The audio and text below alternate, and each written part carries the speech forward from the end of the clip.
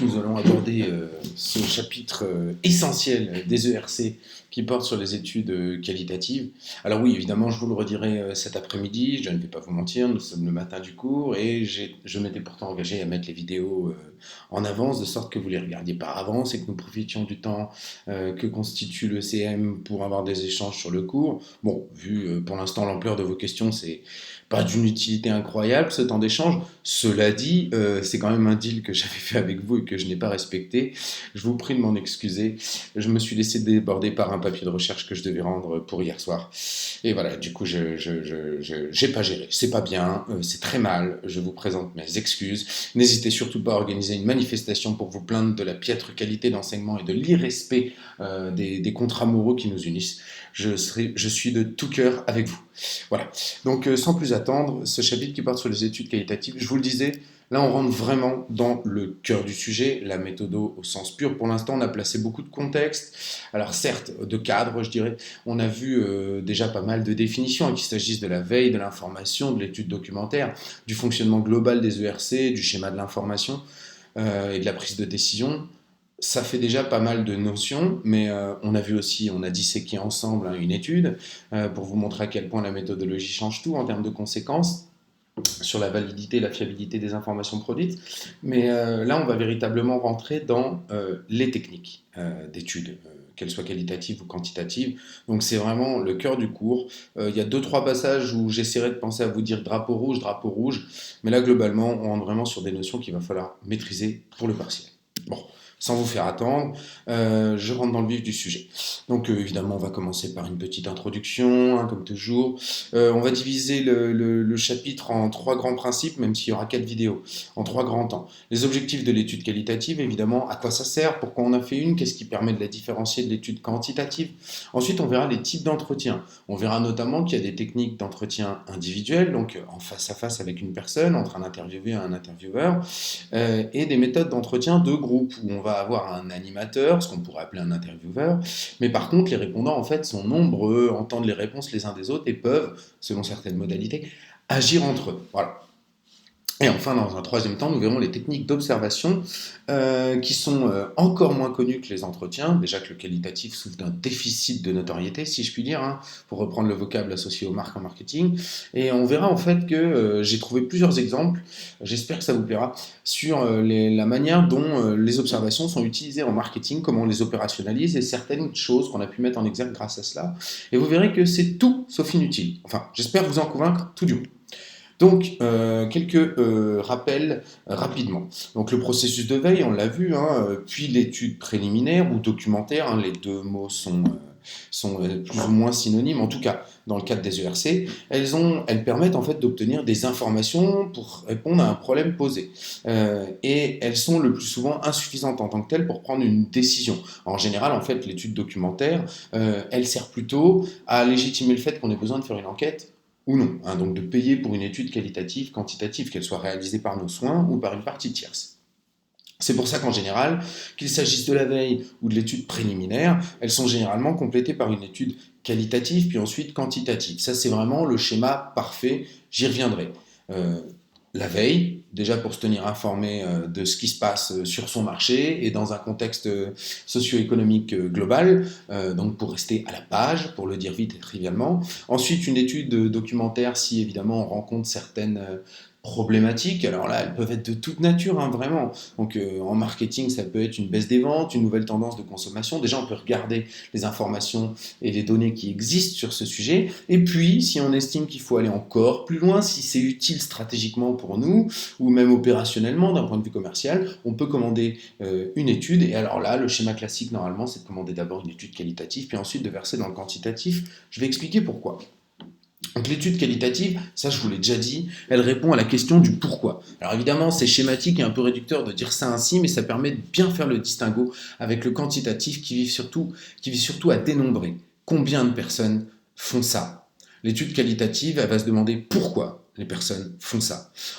En gros, poser la question du pourquoi, ça permet de comprendre, enfin, en tout cas, de chercher à comprendre les comportements et les motivations des gens. Donc les motivations, c'est les forces qui nous poussent à agir, hein, pour prendre la définition la plus simple qu'on puisse trouver. Et donc, elles permettent d'expliquer les comportements, elles permettent d'expliquer pourquoi on agit ainsi, pourquoi on a cette préférence en termes d'achat, pourquoi on achète à cette heure-ci, voilà, pourquoi on a fait ce choix. Donc vous voyez, en fait, c'est vraiment les forces motrices qui explicitent nos choix de consommation, et en ce sens, elles sont très bien servies par des études qualitatives qui s'intéressent au pourquoi. Donc là, on ne cherche pas tant à mesurer, évidemment, mais à expliquer le comportement. Donc il est très rare qu'au terme d'une étude qualitative, on puisse exprimer des résultats en données chiffrées. On va plutôt parler d'orientation ou de tendance de la demande, par exemple, en marketing. Voilà. Ouais, je me suis aperçu que je disais beaucoup voilà, je vais essayer d'arrêter de le dire. Bref, vous ne moquez pas de moi. Donc l'étude quantitative, en ce sens, elle vient souvent compléter l'étude qualitative car elle fournit des données chiffrées, des pourcentages révélés sur un échantillon de consommateurs extrapolables à la population considérée. Elle permet de répondre à des questions du type combien et qui, comme je vous l'ai déjà dit. Donc en gros, une fois qu'on a fait une étude qualitative et qu'on a une bonne idée des grandes catégories motivationnelles qui peuvent expliquer un comportement d'achat, par exemple, je sais pas, qu'est-ce qu'on pourrait prendre pourquoi vous achetez telle marque de café et pas une autre? Qu'est-ce que vous recherchez? Alors vous expliquez que c'est plutôt le goût, le fait qu'il soit moulu, en grain, le prix qui va rentrer en ligne de compte, etc., etc. Alors là, c'est un exemple un peu trop facile, c'est dommage, c'est le premier qui vient à l'esprit. Mais voilà, du coup, en fait, la phase qualitative, elle va vous permettre de mettre en évidence différentes motivations qui sous-tendent l'achat. Donc on est vraiment dans le pourquoi, et là on ne fait pas de la donnée chiffrée. Donc vous allez comme ça avoir quelques catégories, types de comportement d'achat et les raisons qui les sous-tendent.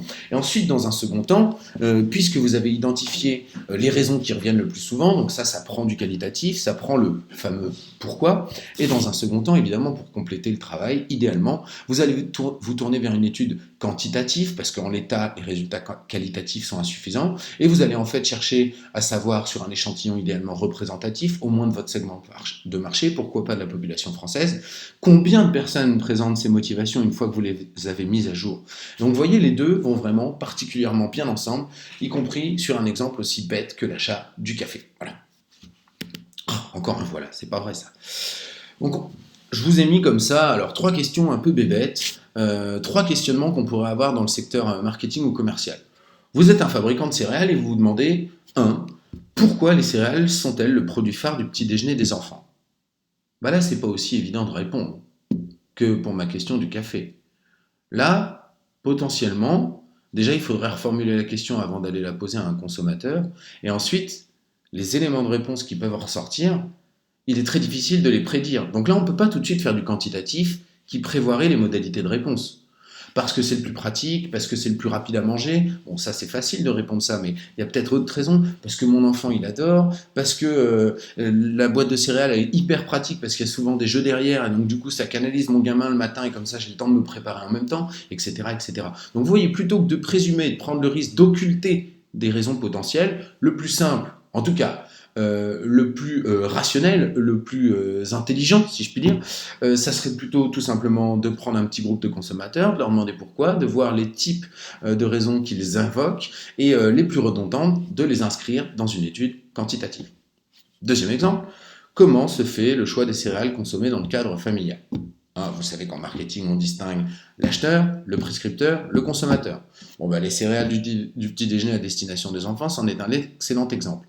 Et il y a sûrement des familles où c'est la mère qui décide toute seule, parce que c'est encore une tâche qui est trop dévolue aux femmes. Hein, pardonnez-moi si notre société est misogyne, n'en prenez pas ombrage, je ne dis pas que c'est normal et que c'est souhaitable, mais c'est encore un état de fait, je pense.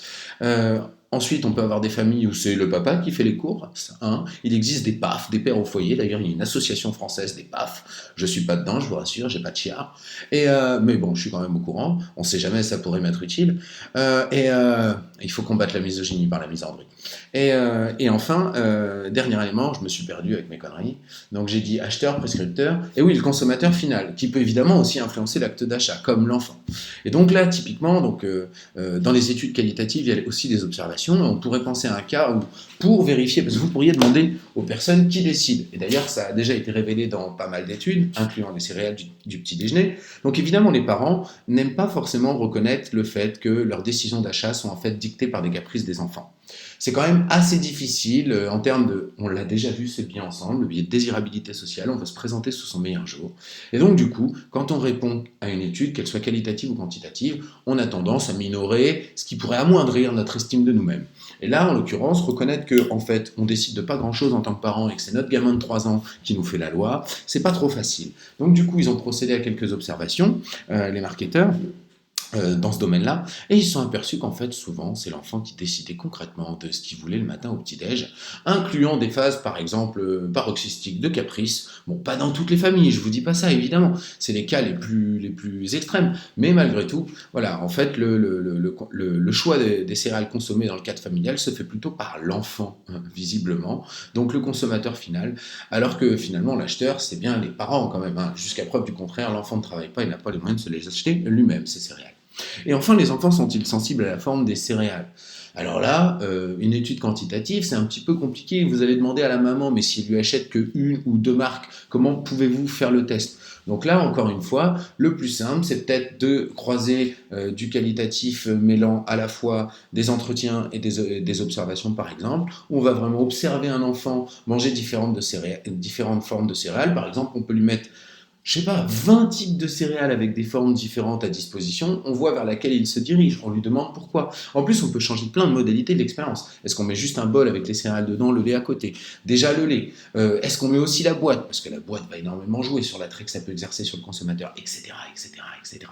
Donc vous voyez, tout ça pour souligner le fait qu'il y a plein de questionnements technico-commerciaux qui peuvent être typiquement beaucoup mieux éclairés par des études qualitatives que des études quantitatives, à l'instar des 3 exemples qu'on vient de se donner. Voilà, allez, celui-là je l'ai dit pour le plaisir. Exemple, quel type d'étude? L'ensemble des questions précédentes, en fait, c'est vraiment ce que je voulais vous dire, trouvera mieux réponse par une étude qualitative, je me récapépète, c'est pas grave.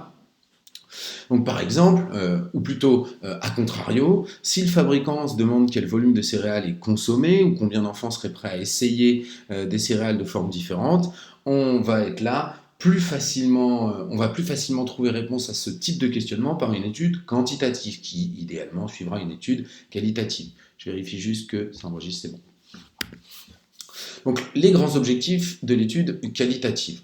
Alors, pourquoi on fait des études qualitatives, hein, pour renfoncer le clou sur l'idée du pourquoi, parce qu'on ne peut pas légitimement penser, hein, il serait totalement illusoire de le faire, on ne peut pas légitimement penser que le consommateur exprime toujours de façon claire les raisons de son choix. Soit parce que dans certains cas il ne les connaît pas, il n'est pas même de les verbaliser, c'est le cas de connaissances implicites ou de motivations inconscientes, soit parce qu'il refuse de les dévoiler. Là on le sait, mais pour de multiples raisons telles que la désirabilité sociale, on ne souhaite pas le faire, on va se donner quelques exemples. Et donc les études qualitatives, elles permettent à l'homme de marketing, en gros, de franchir ses limites. Donc d'essayer de toucher à la partie inconsciente, les motivations les plus profondes de l'individu, en étudiant de manière fine, dans le temps long, hein, souvent c'est 45 minutes à 1h30 du qualitatif, un entretien. Et donc d'étudier dans le détail en fait le discours des personnes, ce qui permet d'avoir beaucoup plus d'indices qui permettent d'appréhender, d'approximer en fait ces motivations inconscientes, beaucoup plus que ne le permettent des données qui finalement sont très superficielles, à savoir des données quantitatives, même si elles ont la force statistique pour elles. Chaque méthode a ses avantages et ses inconvénients. Mon idée, c'est pas de les opposer, mais de souligner plutôt leur synergie, qu'on s'entende bien. Alors, bon voilà, c'est la petite phrase de je vous laisse retrouver la référence cinématographique, mais on peut tromper une fois 1000 personnes, mais pas 1000 fois une personne. Donc, tout ça pour dire que le qualitatif permet de cerner, en tout cas, d'outrepasser certains biais cognitifs classiques et donc certaines réponses qui seraient inaccessibles à l'individu, soit parce qu'il ne les connaît pas, soit parce qu'il ne veut pas les donner. On peut se donner un exemple qu'on connaît tous, le sondage au vote FM. Là, les sondeurs procèdent à des coefficients de redressement. Et ces coefficients de redressement, ils sont issus d'une expérience empirique qui découle d'expériences quantitatives précédentes. Par exemple, les sondages pour les présidentielles versus le résultat réel. On voit qu'il y avait un différentiel. À l'époque Chirac, c'était à peu près 20% des gens qui allaient voter pour le Front National qui ne le déclaraient pas. Aujourd'hui, on est plutôt entre 10 et 15%. On a poursuivi par des études qualitatives pour s'assurer déjà du fait que cette proportion était réaliste dans les faits, mais aussi de comprendre pourquoi. En outre, donc, c'est un moyen d'approximer ce genre de limite. En consommation, on peut se donner l'exemple de produits qui sont parfois socialement connotés négativement ou qu'on n'assume pas totalement socialement, hein, ou on n'a pas envie de savoir ça. Exemple des sextoys. Voilà. Si vous faites un questionnaire quantitatif dans la rue, dans le quartier rouge à Amsterdam, donc un quartier où il y a plein de sextoys, et que vous demandez à voix haute à votre répondant sur le trottoir si il consomme des sextoys, à quelle échéance, quels sont ses goûts en la matière, la couleur qu'il préfère, la taille de l'objet, est-ce qu'il faut qu'il ait un petit moteur ou pas. Enfin bon, je vous laisse imaginer la gêne. Même à la maison, imaginez, bon, cadre un peu plus personnel, plus facilitant, vous le faites par téléphone, donc la personne elle est chez elle. Bah oui, mais elle a peut-être une vie de famille, vous croyez qu'elle va dire ça devant ses enfants? Enfin bon, et si elle a des enfants et qu'elle les garde à la maison, est-ce qu'elle peut fermer la porte et que les enfants l'entendent plus pour répondre à vos questions? Non. Donc vous voyez, il y a vraiment des éléments qui sont difficiles à cerner comme ça, à appréhender, si jamais on n'est pas dans un cadre très spécifique tel que l'entretien qualitatif. Bon, en outre, pour rejoindre les biais cognitifs classiques, hein, parce qu'on a tous des heuristiques, bon, c'est compliqué de vous faire Ça, c'est de la psychologie. Les heuristiques, en fait, c'est des raccourcis cognitifs qu'on emprunte constamment. Le cerveau humain est une machine à calculer. Et globalement, pour autant, le monde est beaucoup trop complexe et on reçoit beaucoup trop d'informations en temps réel pour qu'on puisse procéder à l'ajustement et à la pondération de toutes ces variables pour parvenir à un calcul compte-bénéfice qui serait empreinte d'une rationalité pure et parfaite. Donc voilà, là, d'avoir pris le temps d'analyser tous les choix et des conséquences de ces choix pour être certain que la décision prise est la bonne. Donc ça, c'est pas possible temporellement de le faire. Je veux dire, des fois, rien que la prise de décision de faire telle ou telle étude, techniquement, tu pourrais y passer ta vie. J'exagère, mais c'est un peu ça l'idée. Donc du coup, en fait, on procède à des heuristiques cognitifs. C'est des raccourcis. Donc on a en fait ce qu'on appelle, c'est Herbert Simon, une rationalité qui est limitée. Donc ces raccourcis, ils nous sont très utiles finalement. Faut pas croire, on n'est pas débile pour autant, même si en fait, on n'est pas purement rationnel. Ça nous permet en fait de prendre des décisions qui sont pas trop mauvaises, avec des informations et des typologies d'informations qui sont régulièrement portées à notre connaissance, qui nous servent souvent de base pour nos prises de décision.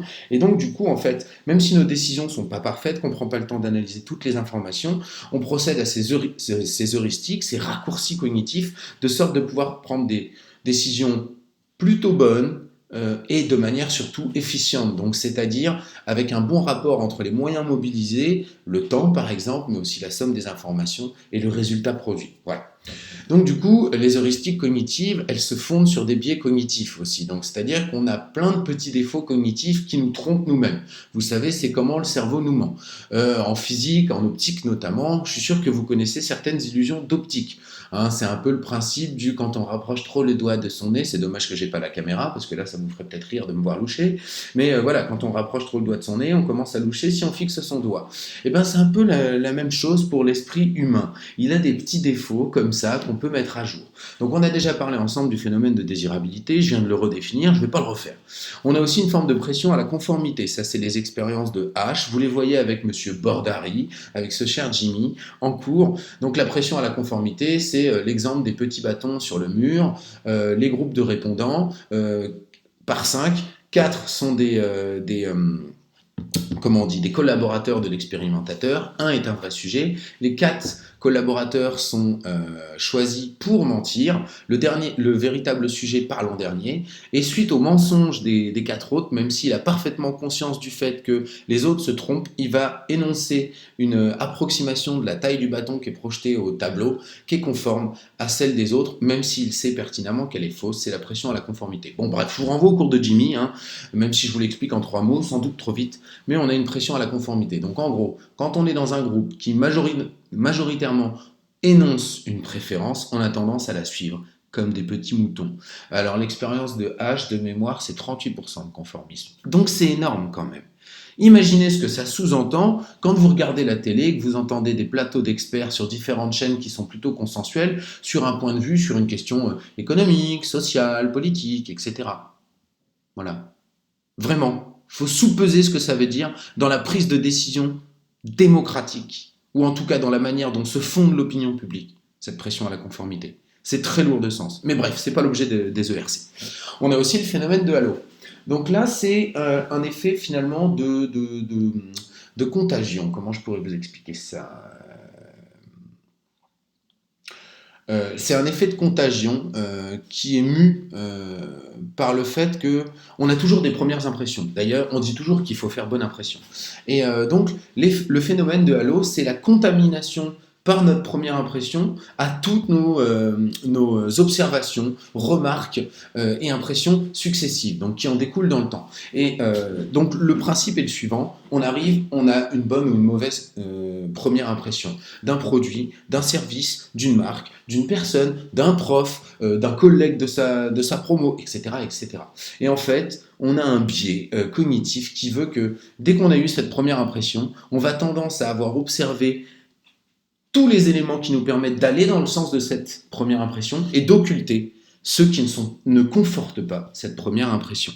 Et c'est pour ça qu'il faut, d'un point de vue marketing ou commercial, lécher toutes les premières secondes, minutes, les premières interactions, les premiers contacts visuels avec les marques, voilà, avec les produits, avec les services. Pourquoi ? Parce qu'en fait, ça va forger un présupposé chez le consommateur qu'il va n'avoir de cesse d'essayer de confirmer. C'est ce qu'on appelle le phénomène de halo.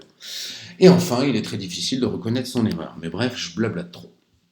Donc ces phénomènes, ces biais, ils existent aussi bien en quali qu'en quanti, évidemment.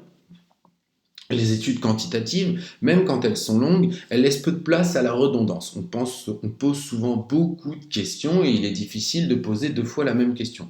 Par contre, les études qualitatives, elles sont souvent plus longues. Un entretien, c'est 45 minutes à 1h30 quand même.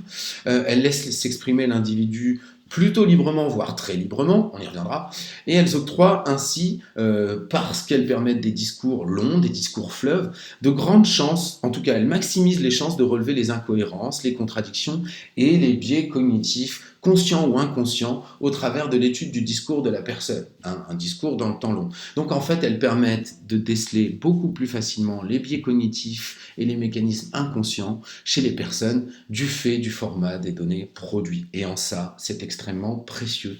Et c'est pour ça que le quali est extrêmement utile dans les cas de figure que je vous décris depuis le début. Alors, je vous disais que j'allais vous donner des drapeaux rouges. Premier drapeau rouge. Drapeau rouge, ça veut dire danger partiel, à savoir, si tu sais pas ça, t'es mort. Ok ? Donc, l'homme vu comme un iceberg. Donc, c'est un modèle. Ah mince, je me souviens plus du nom des chercheurs.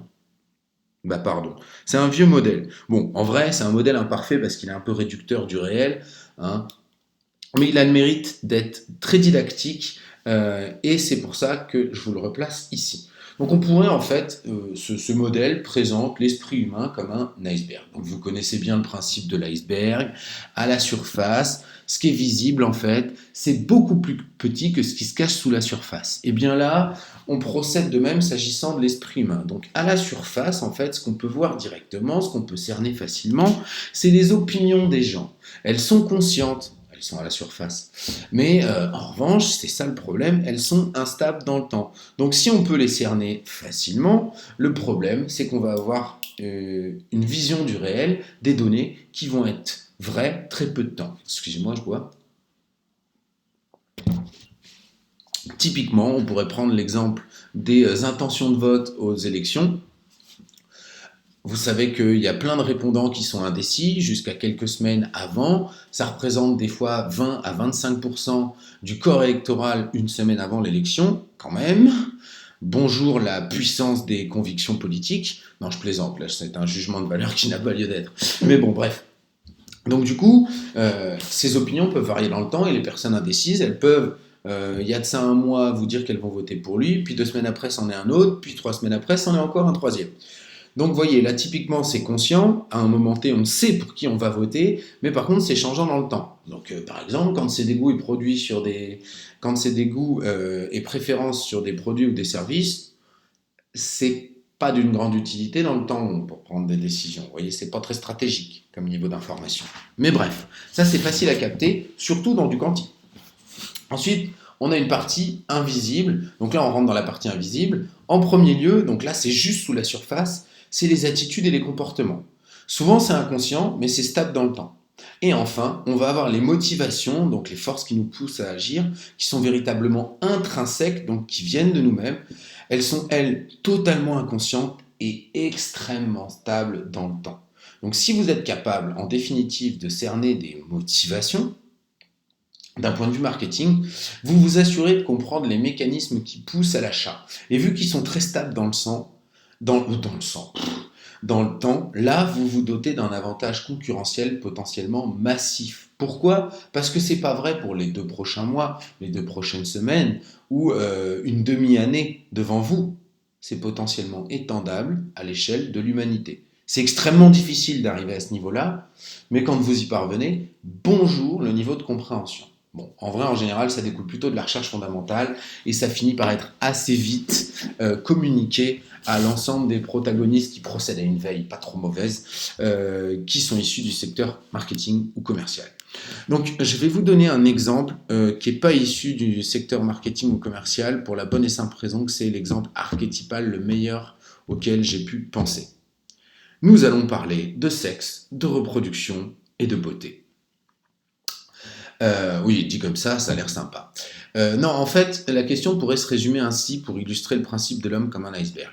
Sur quoi se fondent les préférences dans la recherche d'un partenaire chez les humains?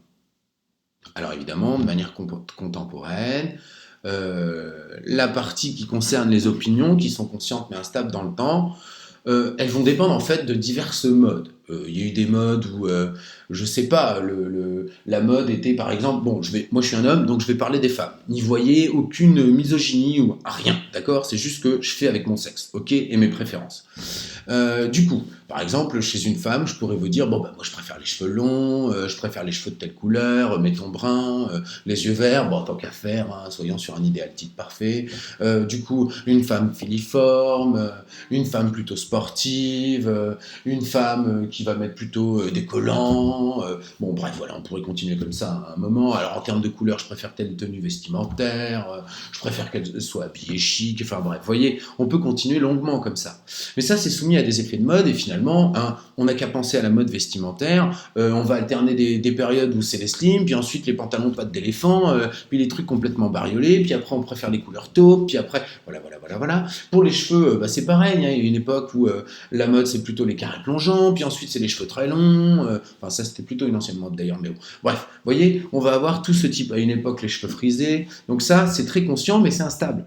Donc finalement, ça ne nous renseigne pas énormément. Ensuite, dans les attitudes et les comportements, on pourrait commencer à distinguer le fait qu'il y a des éléments comme ça qui semblent beaucoup plus sujets à des variations et d'autres moins. Par exemple, commence à être stable dans le temps que la femme belle, bon c'est le modèle dominant, on en pensera ce qu'on en voudra, hein. Je ne suis qu'un pauvre produit de notre socialisation à tous, hein. Donc un construit culturel, un produit culturel comme chacun d'entre nous. Mais donc on pourrait dire, admettons que du coup l'homme comme la femme doivent de plus en plus être filiformes. D'ailleurs, les hommes se musclent de plus en plus. Bonjour le niveau de superficialité, sans que j'y échappe pour autant.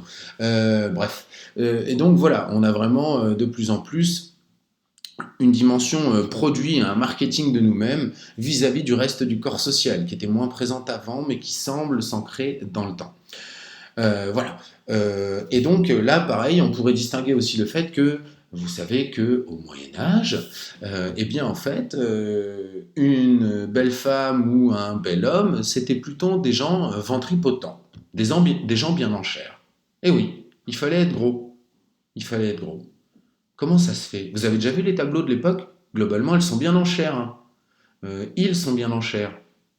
Et pourtant, on pourrait penser que sous l'égide de la domination masculine, qui avait encore plus cours à l'époque, se soient imposées des visions plutôt filiformes. Mais non, les canons de la beauté à l'époque, c'était d'être bien en chair.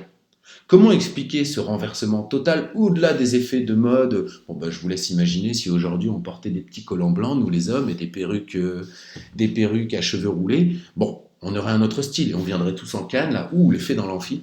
Mais bon, ça c'est ce qui est vestimentaire, les coupes de cheveux, très instable dans le temps, mais conscient. Ensuite, on va rentrer à un niveau comme par exemple le niveau de ventripotence ou le caractère filiforme des hommes. Là, déjà, on commence à rentrer dans des préférences comportementales dans le choix de son partenaire qui sont un peu plus inconscientes, mais stables dans le temps. Bon. Mais ça nous explique toujours pas pourquoi. Finalement, quelle est la motivation qui nous a poussé? Quelle est la motivation commune qui peut nous pousser dans un cas à préférer les cheveux courts dans un cas les cheveux longs, qui peut nous pousser à préférer à des moments de l'histoire vers les personnes très en chair et dans d'autres cas les personnes moins en chair, filiformes. Si on repense à notre exemple contradictoire entre le filiforme et le bien en chair, peut-être qu'en fait on recherche juste un statut social, conscient du monde qui nous entoure, comme à l'époque où nous n'étions mus que par nos instincts primaires et où nous cherchions à nous reproduire avec un partenaire pour faire perdurer l'espèce, et issus de ces vestiges, nous cherchons aujourd'hui, toujours, le meilleur capital génétique à notre disposition, car c'est ça, les forces biologiques premières qui ont trait dans les espèces de manière universelle. Donc, l'individu malade, complètement rachitique, qui tousse complètement frêle, on a peur qu'en le touchant, il va mourir, en général, même dans le règne animal, d'ailleurs nous sommes des animaux, donc dans tout le règne animal, ça ne va pas être le choix premier des individus de l'espèce. Ils vont plutôt se tourner vers ceux qui, biologiquement, ont l'air forts, ont l'air aptes à la reproduction. Donc, le meilleur capital biologique à disposition. Bien. Maintenant, reprenons notre exemple. Si on considère un instant que l'humain peut être mu par des forces quelque peu animales, nous sommes des animaux, j'insiste quand même, eh bien, on pourrait se demander si, à l'époque, on préférait des biens en chair, c'est parce qu'en fait, c'était le témoignage de nos dominants. En fait, c'était, l'expression visible sur les corps de la réussite, de l'atteinte du haut de la pyramide sociale et économique. Eh ben oui, globalement, fallait être un noble au Moyen-Âge pour pouvoir être gros. Quand tu n'avais pas vraiment de quoi manger, c'est une époque où il y a des famines quand même, je vous rappelle. Quand tu as une époque où tu peux pas trop manger, où il y a des famines, et où tu travailles au champ 12 heures par jour, je pense que globalement, pour que tu fasses du gras, il faut que tu t'y mettes sévère. Vous savez que l'apport calorique, la nécessité calorique moyenne à l'époque, c'était 5000 calories. Aujourd'hui, c'est 1800-2000 pour une femme et 2000-2004 pour un homme selon sa taille et sa musculature. Aujourd'hui, 5000 calories, c'est un coureur de Tour de France qui fait 200 km de vélo par jour. Qu'il soit dopé ou non, on s'en fout. Donc vous voyez un peu le délire quand même. Donc du coup, à l'époque, quand on était gros, pardon, je le dis très trivialement, c'est qu'on était riche. Aujourd'hui, à l'inverse, avec les phénomènes de malbouffe, d'industrialisation, de sursalinisation, de mauvais gras, de triglycérides qui sont induits dans l'industrie agroalimentaire, c'est plutôt l'effet inverse en fait.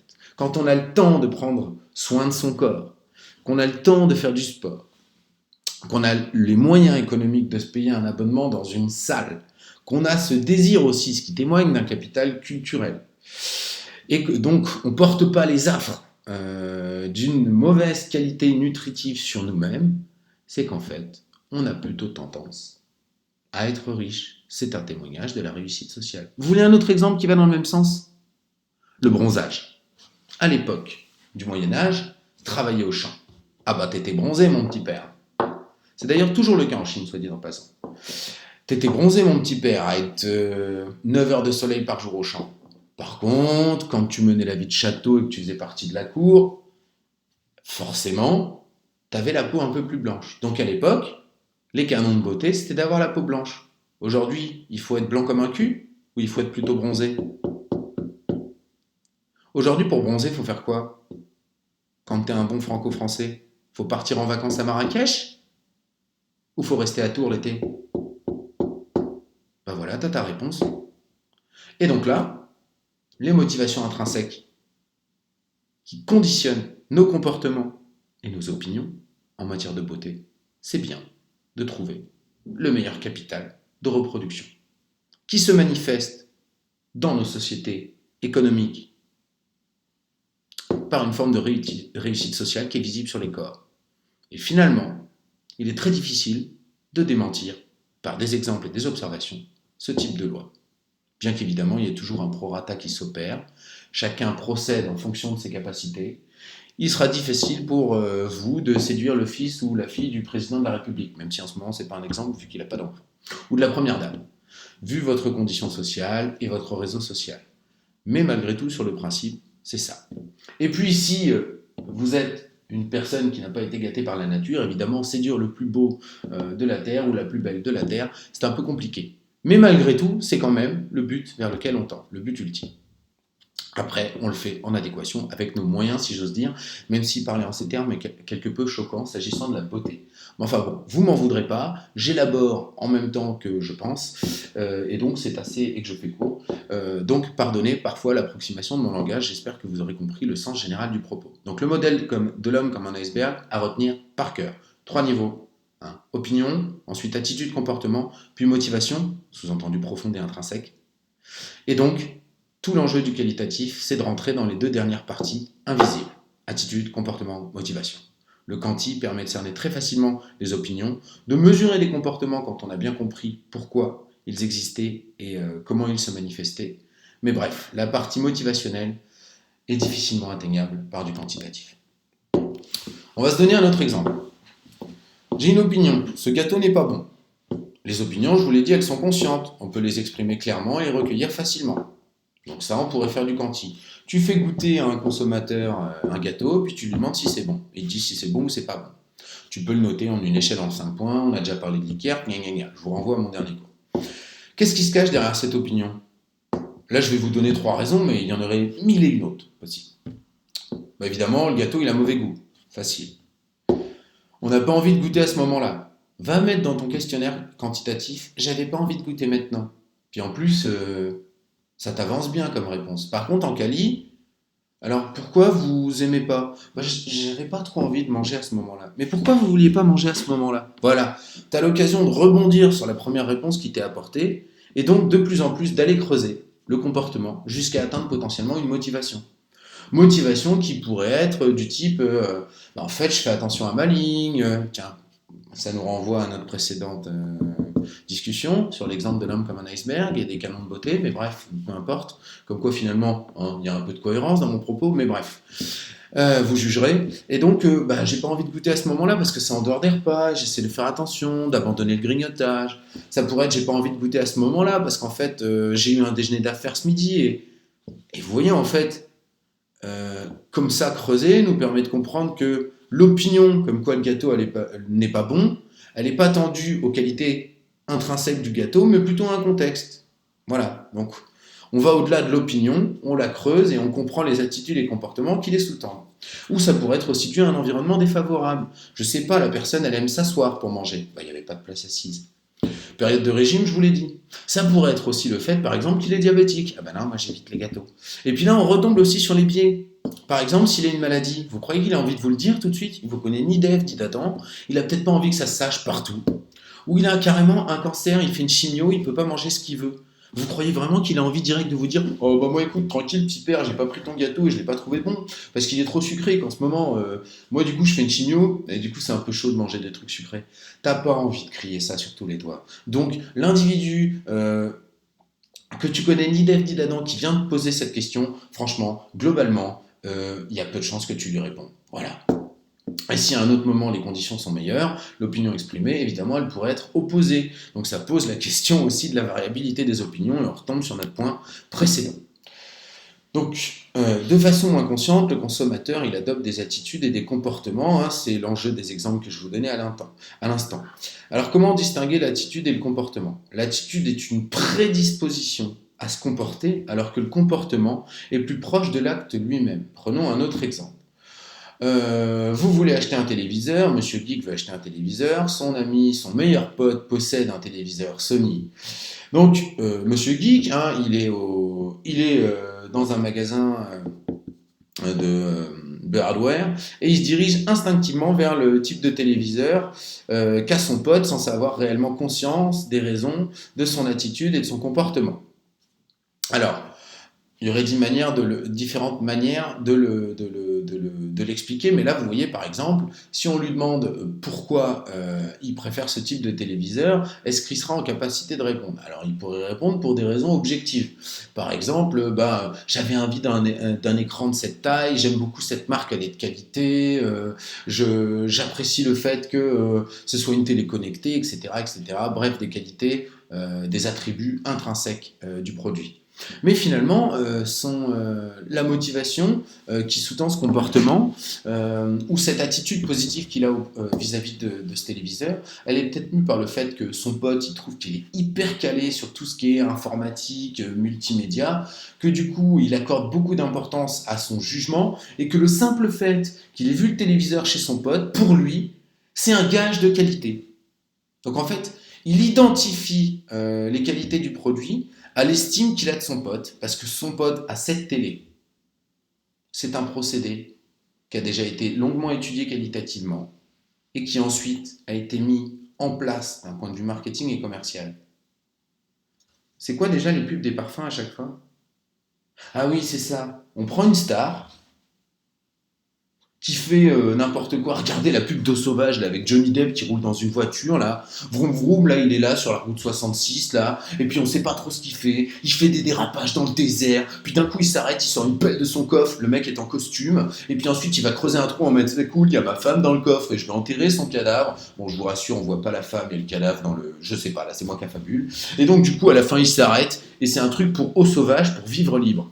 Non mais excusez-moi, mais en quoi la pub vous dit que le parfum il sent bon? En quoi la pub elle conserve les attributs intrinsèques de l'objet? Là c'est que du mécanisme d'association qui repose sur des motivations, des attitudes positives vis-à-vis de Johnny Depp chez le consommateur, qui vont créer un comportement d'achat potentiel et qui sont mus par des motivations qui sous-tendent un processus d'identification à des personnes qu'on estime. Parfaite illustration de ce que je viens de vous dire. Vous n'allez pas me dire quand même que c'est rationnel que de même pas parler. D'ailleurs, un spot télé pour vendre un parfum. Déjà, c'est marrant quand même parce que la propriété normalement d'un parfum, c'est de sentir bon. Alors le spot télé, t'aurais moyen quand même, d'un point de vue purement rationnel, de te dire attends, c'est bien beau de voir des jolies images, mais bon, le parfum, c'est fait pour sentir bon. Est-ce que vous êtes déjà dit ça devant un spot télé pour les parfums? Bon, ben voilà. C'est le principe. Nos opinions sont mues par des attitudes et des comportements.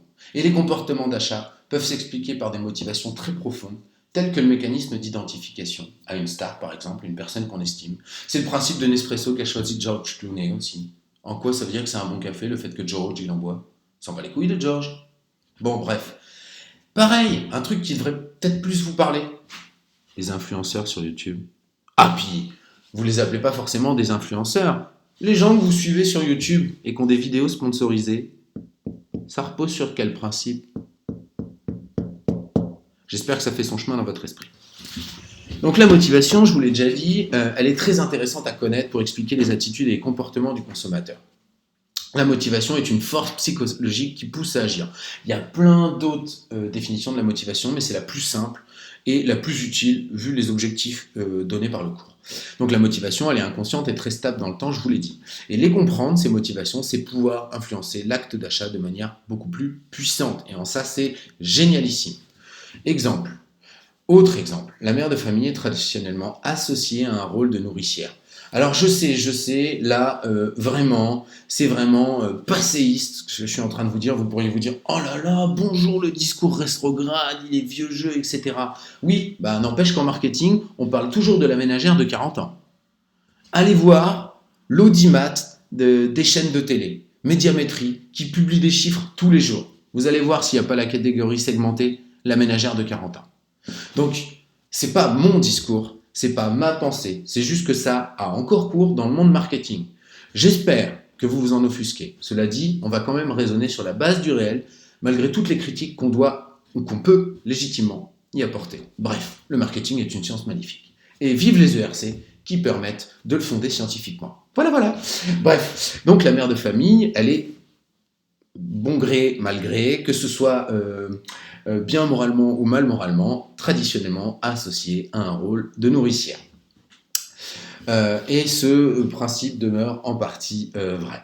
Ainsi, inconsciemment, ce rôle de nourricière, il est encore largement dévolu à la mère, et elle y attache par ailleurs de la fierté. hein. On est conditionné dans des rôles et on y attache de la fierté. Quand vous êtes le grand frère et que vous expliquez un truc au petit frère, vous êtes fier de vous. Quand vous expliquez, si vous êtes fan d'informatique, à votre petit frère comment monter son PC, vous êtes fier de vous. Quand votre père réussissait, quand vous étiez en je sais pas quelle année, ou votre mère, à vous aider à faire ses devoirs, il remplissait un rôle, il était fier de ça. Quand vous êtes responsable d'un service marketing et que vous réussissez à produire un plan marketing qui satisfait le conseil d'administration dans lequel vous le présentiez, vous satisfaisez à votre rôle professionnel et ça rehausse votre estime de soi. Donc bref, nous avons tous des rôles qui nous ont attribués socialement. On peut avoir aussi le rôle du clown dans une classe, on va avoir le rôle du premier de la classe, on va avoir le rôle du cancre en quelque sorte, et à chaque fois qu'on produit une image qui est conforme au rôle qu'on veut se donner socialement, notre estime de soi, que ce rôle soit bien ou mal, hein, moralement, mais à chaque fois qu'on est en cohérence, en congruence avec le rôle qu'on voudrait se donner et auquel on attache de l'importance, ça produit une satisfaction qui découle d'une maximisation de l'estime de soi. Et donc, du coup, c'est le même principe qui est utilisé en marketing.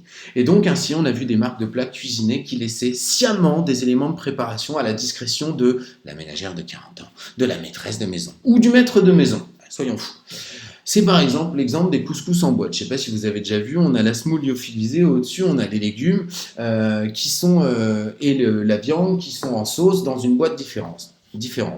Et enfin, on a un petit sachet d'épices à côté. C'est pas juste pour que la semoule elle soit toute mouillée. Au pire, ça pourrait être un plat cuisiné, comme vous savez, il en existe, là, le poisson et le riz et tout. Le riz, il est pré-cuit. On pourrait dire il sèche, mais non, ils ont les moyens de conserver les produits de sorte que ça sèche pas. Non. Ce conditionnement vise à permettre à l'acheteur, en fait, d'avoir le sentiment, lorsqu'il le prépare, d'accomplir une tâche de cuisine, véritablement. Un peu comme des plats cuisinés rapides, comme au rayon pâtisserie, là, quand vous avez des trucs où vous devez acheter aussi, par exemple, les gâteaux Alsa, là, vous devez acheter aussi l'œuf et la farine à côté, mais vous avez la base qui est déjà toute prête et vous mélangez les trois. Eh bien, en fait, ça suscite chez le consommateur et le préparateur un sentiment de satisfaction du fait qu'il a l'impression, en fait, de cuisiner véritablement. En tout cas, véritablement. Beaucoup plus que s'il achète un gâteau tout fait. Et il peut, dans une moindre mesure, dire qu'il a fait le gâteau. En tout cas, le gâteau n'était pas tout fait. Voilà. Et donc, ça rehausse son rôle de cuisinier, de maître de maison, qu'importe. Et ça y contribue. Et ça, c'est une motivation qui, potentiellement, est inconsciente. C'est rare que dans l'acte d'achat, on vous dise « Ah ben non, moi, si j'achète j'achète pas de plat préparé, c'est pour remplir mon rôle de mon maître de maison. » Sérieux? Ça sort souvent en enquête, vous pensez ça? C'est souvent dans les questionnaires? Enfin, voilà, c'est l'idée. Bref.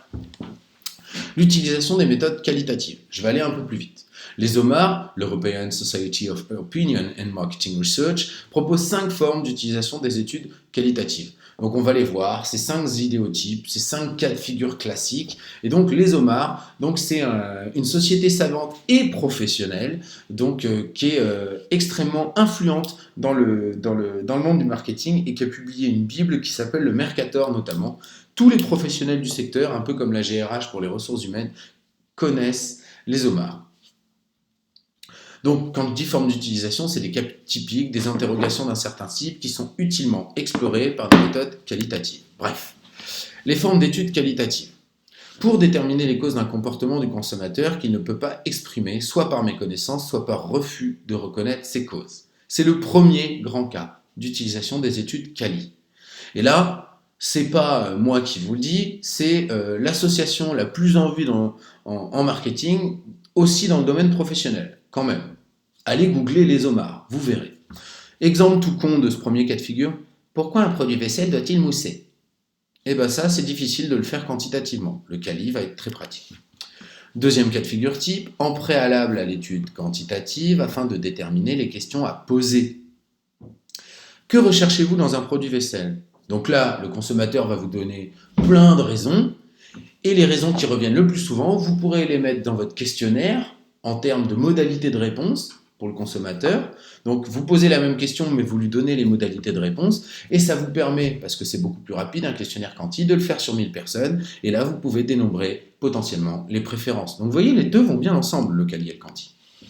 3. Pour explorer le marché, on peut alors étudier la réaction à l'idée d'un nouveau produit. Deux exemples types de questions quali. Que pensez-vous d'un produit vaisselle à dosage unique? Bon, ça me paraît pas génial, mais si ça se trouve, il y a des gens qui trouveraient ça génial. Donc, vous voyez? Et surtout, l'intérêt, là, ça serait de me demander pourquoi, pas juste oui, non. Ça, c'est stupide de faire du quali pour ça. Bref. Que pensez-vous d'une éponge? Ah, pardon, il manque un E. D'une éponge qui essuiera en même temps la vaisselle. Bon. Hein. Quatrième idéal type. Pour obtenir une meilleure perspective là où d'autres méthodes traditionnelles d'enquête ont échoué. Pour quelles raisons les consommateurs utilisent-ils des adoucissants pour le linge? On aurait pu mettre raison au pluriel. Voilà. Donc ça va être difficile à cerner quantitativement. Ça pourrait très bien rejoindre notre idéal type numéro 2, mais bon. Et cinquième idéal type, pour favoriser la créativité, se rapprocher des mots des consommateurs. L'expression un verre ça va, trois verres bonjour les dégâts, je vous en avais déjà parlé. Mais c'est aussi tout simplement le cas de figure d'entreprises, par exemple, qui veulent... Par exemple, vous travaillez chez Orange, vous avez vu l'équipe dirigeante d'Orange, googlez le conseil d'administration et l'équipe dirigeante. Vous allez voir leur moyenne d'âge. Est-ce que vous croyez vraiment que quand ils lancent Soch, parce que Soch c'est le hard discount de Orange, donc c'est Orange, Soch qui a vraiment des modalités de communication avec les consommateurs et un niveau de langage vraiment qui est extrêmement tourné vers la jeunesse. Et même les mots qui sont employés dans les axes de communication et les médiums choisis par la marque et la marque elle-même de manière institutionnelle sont des mots et un langage, un niveau de langage qu'on pourrait qualifier de jeune, de juvénile. Je ne sais pas exactement comment le dire. Il y a peut-être un terme technique que je ne connais pas.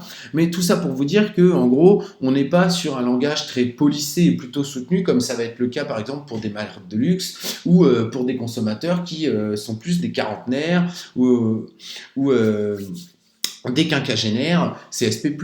Là, ce langage jeune, il vise à correspondre en fait au langage et à créer de la proximité avec le segment de marché de visée, donc c'est-à-dire les jeunes. Et ben voilà, typiquement, c'est ce genre de cas de figure. Mais bref, j'en termine ainsi, j'ai été un peu long, j'espère que